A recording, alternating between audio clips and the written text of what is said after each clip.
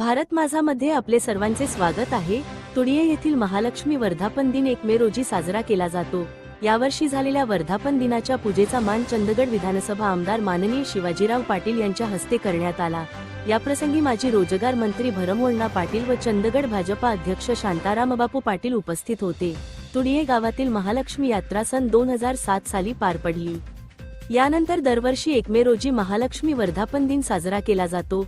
या कार्यक्रमासाठी मंदिराची सजावट मोठ्या प्रमाणात करून सकाळी 8 वाजता कलश पूजन केले जाते। याप्रसंगी गावातील मानसे कुरबर समाजातील आपल्या पारंपरिक ढोल यांचे वादन करून वंदन केले जाते।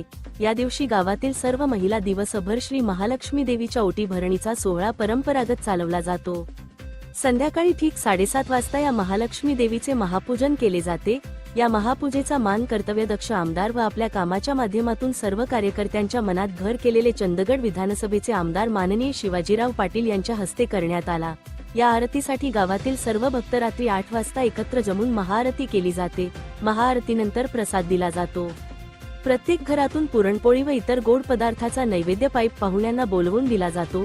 याच रात्री गाव जागरण करण्यासाठी गावातील नाट्यमंडळ दरवर्षी विविध कार्यक्रम सादर करत असतात।